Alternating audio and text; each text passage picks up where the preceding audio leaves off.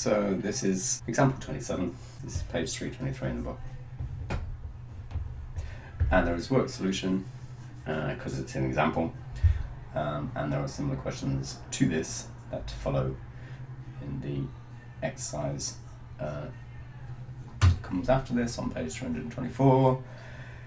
Exercise 11J, page 324 onwards. I think it goes to at least page 325, if not 326.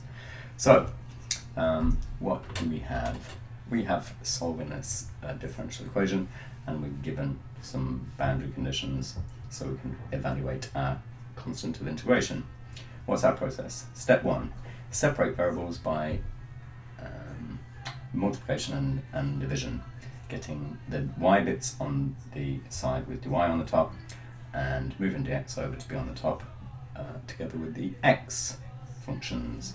So the first step is dy by y minus 2 is equal to minus 3 dx divided by 2x plus 1 x plus 2.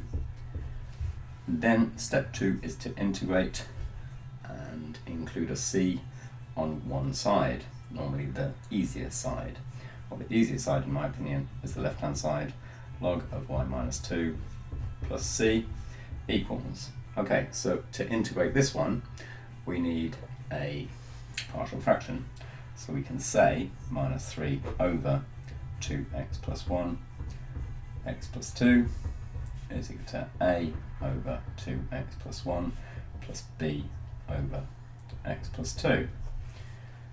And the next step in our partial fractions is to multiply both sides by a common denominator, which is 2x plus 1 times x plus 2. That will lead to minus 3 is equal to a bracket x plus 2 plus b bracket 2x plus 1. Then we use the substitutions x is equal to minus 2 and x is equal to minus a half to first of all make the a coefficient 0 when x is minus 2, and secondly the b coefficient 0 when x equals minus a half. So by elimination we get minus 3 is equal to no a's. When x is minus 2 we have minus 4 plus 1 is minus 3b, which gives us that b is equal to 1. When x is minus a half, the b coefficient is 0, minus a half plus 2 is 3 over 2. So 3 over 2 a's would be equal to minus 3, times by 2 divided by 3 gives a is equal to minus 2. I think if my arithmetic is good on a Sunday afternoon. We then have this fraction as minus 2. So instead of integrating this one, because we can't do it in that format, we've transformed it into a representation of two fractions added together, which then we should be able to very simply integrate.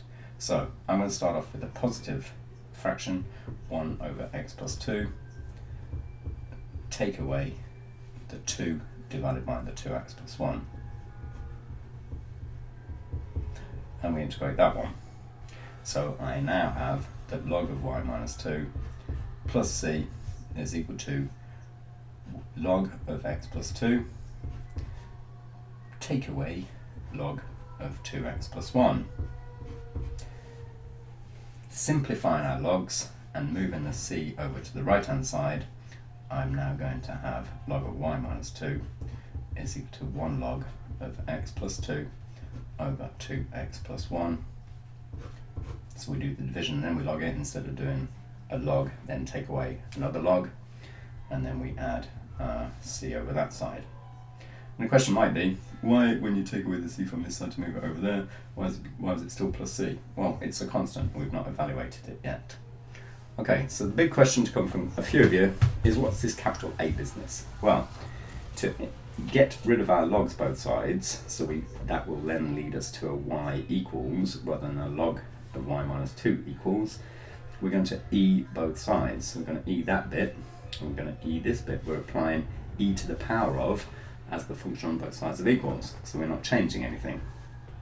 Or we're not changing, well, we are changing things, but we're not changing the equality of the left-hand side versus the right-hand side. E and log together, they do away with each other, we're left with y minus 2 is equal to.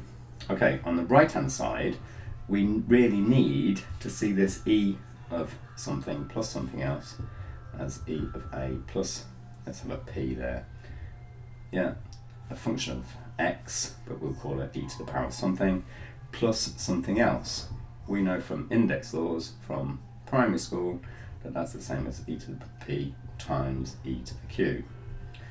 In our case, it's really e to the log of fraction times e to the c.